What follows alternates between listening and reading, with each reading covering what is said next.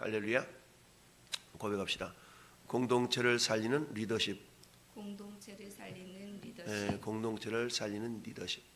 어느 공동체를 가든지 살리려고 하는 자가 있고, 또한 그 공동체를 또 허물어뜨리려고 하는 자가 있습니다.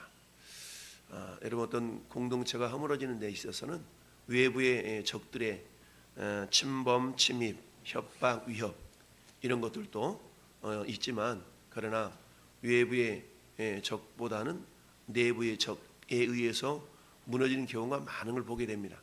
특별히 우리가 교회 공동체를 보더라도 그렇죠. 교회 공동체를 보더라도 예수 안 믿는 사람들 때문에 밖에서 핍박해가지고 교회가 무너지거나 교회가 흩어지는 경우는 거의 없습니다. 교회 성도들끼리 내분이 일어나는데 서로 간에 의견이 맞지 않고 서로 어떤 시기 질투하고 원망하고 이런 일 때문에 교회가 세상 말로 갈라지기도 하고 찢어지기도 하고 이런 일들이 있지, 외부의 핍박 때문에 교회가 갈라지는 경우는 거의 없죠. 이건 뭘 얘기합니까?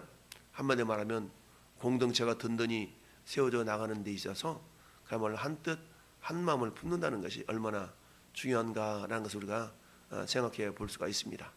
따라서 내부에 어떤 문제가 발생했을 때 어떻게 그 문제를 지혜롭게 해결해 나가느냐라는 것은 굉장히 중요합니다. 오늘 함께 읽어본 본문은 느헤미야 총독으로, 느헤미야가 드디어 총독으로 이렇게 예루살렘 지역에 파송이 되죠. 그리고 느헤미야를 중심으로 해서 지금 성벽이, 성곽이 세워지고 있는 그런 과정이 있죠.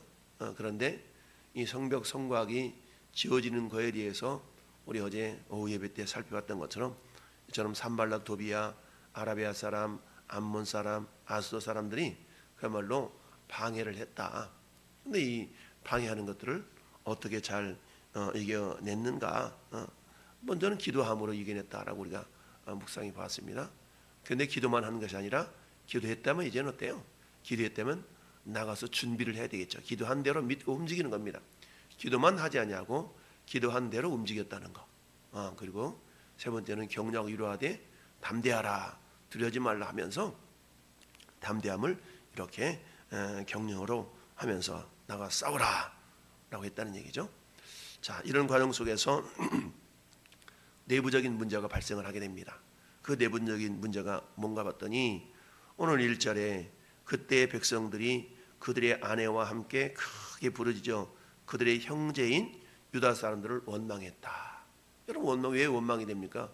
뭔가 내 생각대로 내 뜻대로 되어지지 않은데 그 내 뜻대로 되지 않는 원인이 자신에게 있지 아니하고 상대방에 있다라고 생각할 때 상대방을 원망하게 되지 않습니까? 그런데 어떤 공동체에서든지 상대방을 원망하고 이런 일들은 발생할 수가 있어요.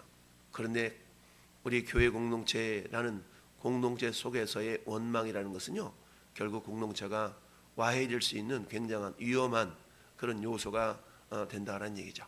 왜냐하면 교회 공동체는 한마디로 말하면 따라합시다. 한 몸. 그렇죠?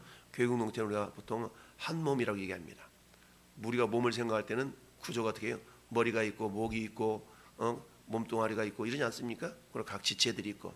근데 이런 지체들과 머리는 어떻게 되어 있어요? 한마디로 말하면 유기적으로 전부 다 연결이 되어 있죠. 유기적으로 연결이 되어 있어. 그 오른손 손톱 밑에 가시가 하나 바퀴를 낮추면 이 가시를 뽑아주려고 오른손 네가 알아서 뽑혀 이러지 않죠. 눈도 동원돼야지, 왼손도 동원돼야지, 또 도구 핀셋을 동원해서 뽑아내야 되지. 온몸이 다 같이 동원돼서 오른손 손톱 밑에 있는 가시를 빼어내려고 할 겁니다. 그러니까 이 몸이 유기적인 관계이기 때문에 그렇다는 얘기죠. 오른손 손톱 밑에 가시가 바뀌어서 고통스러워하는데 온몸이 다 불편한 겁니다. 마찬가지로 어느 공동체 속에서 어떤 원망의 소리가 들려졌다라는 얘기는 한마디만 공동체 전체가 뭔가 문제가 있다라는 얘기인데, 근데 사단은 교묘하게 공동체 내부에 원망을 불러일으키려고 하고요, 원망뿐만 아니라 불신, 믿지 못하게 하고 비판하게 하고 이런 일들을 시기 질투나게 하고 이런 일들을 불러일으키려고 하는 자가 눈이 보진 않지만 영적인 존재인 사단이라는 사실입니다. 자, 그래서 결국 공동체가 무너지는 그 원인은 외부의 적에 의해서라기보다도 내부의 적에 의해서 무너지는 경우가 많다라는 얘기입니다. 여러분, 그동안 이스라엘 백성들이 저 바벨론 땅에서 정말 포로되었던 그 지역에서 이제 돌아와서 자발적으로 돌아와서 성전을 건축하고 성곽을 건축하고 예전을 하는데 너무 헌신하다 보니까 어때요? 그들의 생활 자체가 경제적으로 어려워지게 되었다는 얘기입니다. 그렇지 않습니까? 정말 교회 공동체 속에서도 그런 일이 발생할 수 있잖아요. 그래서 어려워지고 있는데 그 어려움을 서로 간에 이렇게 좀 이해와 협력하는 가운데 해결을 해야 되는데 그렇지 않다는 얘기입니다. 오늘날의 우리 사회를 보면 그런 이야기들 있죠. 빈익빈 부익부라는 말이 있죠.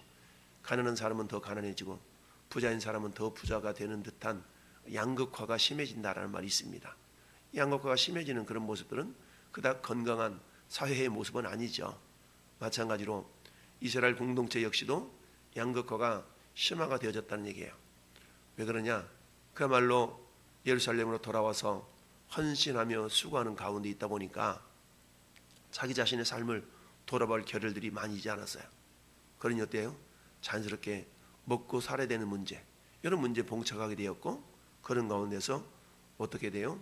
경제적인 어려움 때문에 2절 말씀에 어떤 사람은 말하기를 우리와 우리 자녀가 많으니 양식을 얻어먹고 살아야 되겠다. 왜 그래요? 여기에 가장들이 성벽 재건에 성벽 중수하는 데에 동원돼 가지고 그 일 쌓느라고 경제적인 어떤 준비하는 데에 어려움이 있었던 거죠. 그러다 보니까 자식은 많은데 먹고 사는 문제가 어려운 문제가 봉착이 되었던 거고, 또 어떤 사람들은 말하기를 우리가 밭과 포도원과 집이라도 저당 잡히고 이 흉년에 곡식을 얻었다고.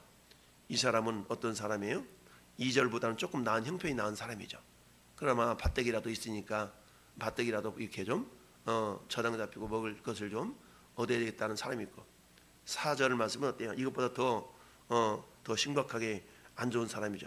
우리는 밭과 포도원을 빚을 내서 이미 세금도 바친 사람들이에요. 그리고는 어때? 이런 모습을 보는데 우리는 이렇게 생고생하고 있는데 어떤 사람들은 우리가 빌려준 우리에게 빌려준 그 돈으로 이자놀이를 하고 있고, 이런 모습이 보였다는 겁니다. 그러면 5절에 우리 육체도 우리 형제 육체와 같거늘, 야, 네 입이 내 입이지, 네 입이나 내 입이나 다를 바가 뭐가 있어? 우리 그렇지 않습니까? 나도 하루 세끼 먹어야 되고 니도 하루 세끼 먹어야 되는데 막 이러면서 보는데 우리 자녀도 그들의 자녀와 같거늘, 내 새끼 배고프면 네 새끼도 배고프고 다 이런 건데 이제 우리 자녀를 종으로 파는도다. 그러니까 저당 잡혀서 음식을 살 경제적인 그런 여력이 없는 사람들은 자식들이 이제 어때요? 종으로 팔려가는 신세가 되어져 버리고 말았어. 근데 누구에게? 동족에게 종으로 팔려간 자가 있더라. 우리 딸 중에 벌써 종된 자가 있고 우리 밭과 포도원이 이미 남의 것이 되었으나 우리는 아무런 힘도 없도다. 그러면서 이 소리를 느헤미야가 들었어요. 느헤미야가 크게 분노를 했어요. 왜냐하면 느헤미야는 저 14절부터 나오는 것처럼 자기는 총독으로서의 그야말로 급여도 받지 않고 이렇게 섬기면서 어려움을 같이 나누고 있는데, 근데 이런 백성들 가운데 힘들고 연약한 백성들의 그런 밭대기를 그리고 돈을 빌려주면서 높은 이자를 받아가지고 이자놀이를 하고 있으니까 7절 말씀에 깊이 생각하고 귀족과 민장들을 꾸짖어. 귀족 민장들은 뭐예요? 먹고 살만한 사람들이죠. 꾸짖어 그들에게 이르기를 너희가 각기 형제들에게 높은 이자를 취하는도다 하고 대회를 열어서 그들에게 좀 외치는 겁니다. 네. 율법에는 뭐라고 얘기하고 있어요? 믿는 형제들끼리는 이자 돈놀이 하지 말라라는 말씀이 있거든요.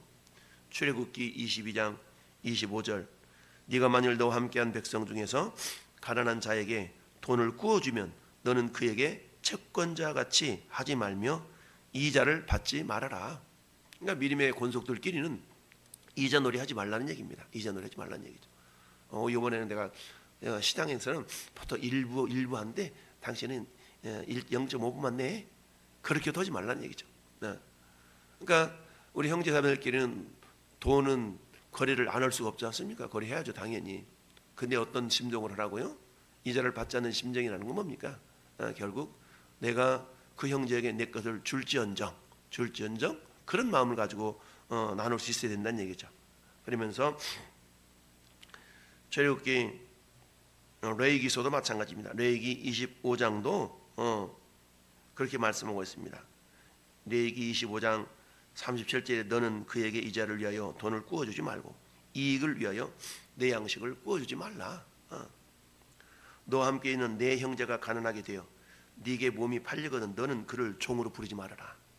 형제니까 그렇다는 얘기죠. 그러면서 신명기 23장에도 23장 19절에도 내 형제에게 구워주거든 이자를 받지 말지니 곧 돈의 이자 식물의 이자 이자를 내릴 만한 모든 것의 이자를 받지 말라. 그런데 신명기 23장 20절에 타국인에게 내가 구워주면 이자를 받아도 되거니와 네 형제에게 구워주거든 이자를 받지 말라. 그리하면 네 하나님 여호와께서 네가 들어가서 차지할 땅에서 네 손으로 하는 범사에 복을 내리시리라. 그러니까 지금 가나안 땅에 들어가기 전에 신명기서는 모압 평지에서 모세를 통해서 하나님이 주셨던 말씀이잖아요. 근데 막상 가나안 땅에 들어가서 70년 동안 포로로 또 바벨론을 끌려가고 다시 또 예루살렘으로 돌아온 그 이스라엘 후손들은 말씀을 어기고 백성들에게 이자를 받고 돈놀이를 하고 있었다는 얘기죠.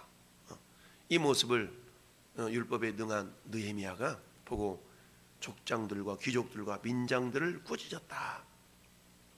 그러면서 그들에게 말하기를 우리는 이방인의 손에서 팔린 우리 형제 유다 사람들을 우리 힘을 다하여 도로 찾았거늘 너희는 너희 형제를 팔고자 하느냐? 더구나 우리 손에 팔게 하겠느냐 하며 그들이 잠잠하여 말이 없기로 할 말이 없는 거죠. 그러면서 10절에 나와 내 형제와 종자들도 역시 돈과 양식을 백성에 구워 주었거니와 우리가 그 이자를 받기를 그치자.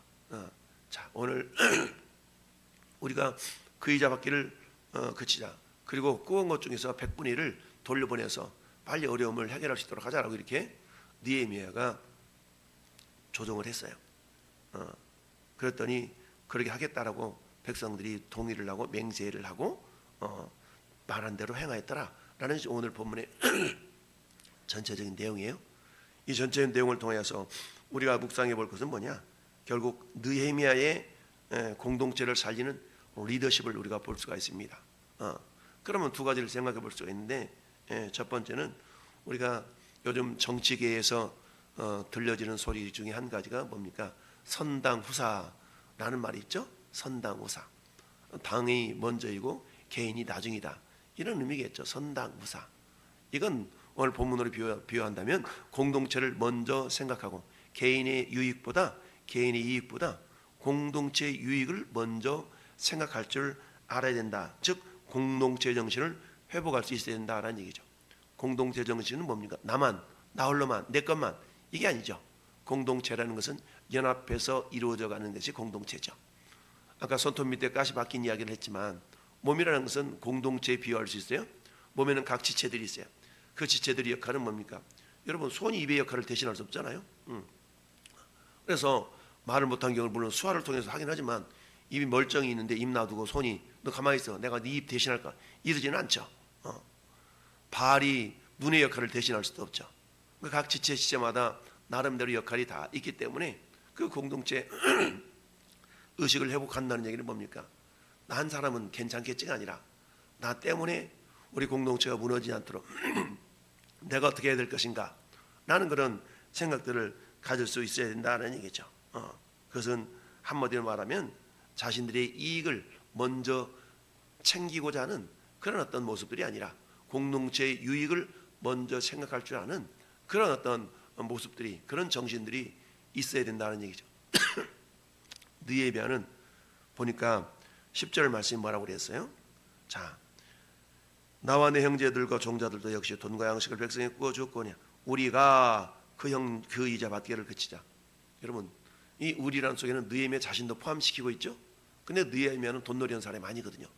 그렇지만 이 문제를 우리가 라고 표현하면서 마치 자신도 책임이 있는 그런 생각을 품고 우리가 이자 받기를 그치자라고 표현하고 있다는 얘기입니다. 나는 괜찮아, 너는 왜 너만 왜 그래?가 아니라 공동체 속에 있는 문제가 나는 괜찮아, 나는 문제 없어, 나 때문이 아니야, 저 사람 때문이야 라고 여기지 아니하고 공동체 문제를 내 문제인 것처럼 여기고 있다는 얘기죠. 그래서 첫 번째, 우리가 그 이자 받기를 그치자라고 하면서 두 번째는 어때요?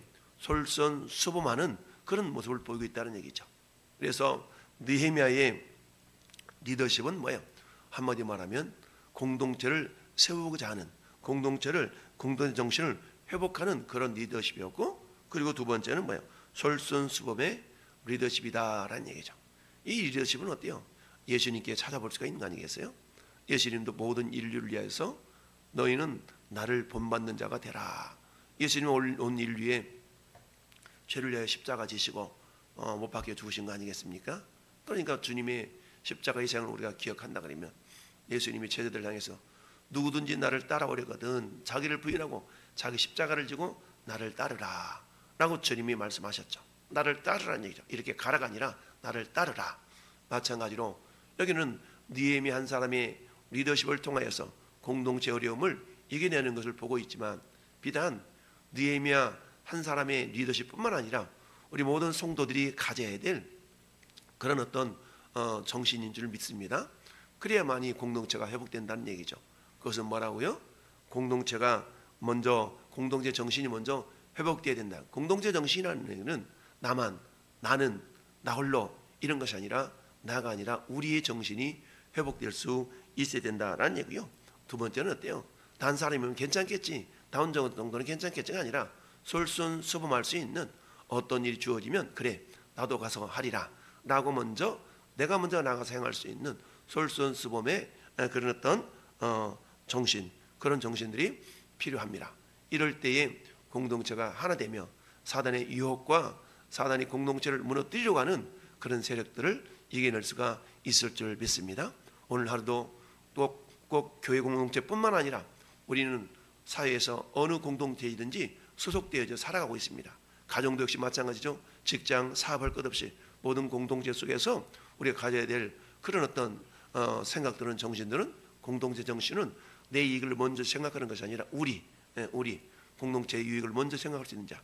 그리고 두 번째는 솔선수범할 수 있는 그런 어떤 정신이 필요하다. 그럴 때 공동체 어려움을 넉넉히 이겨낼 수가 있을 줄 믿습니다.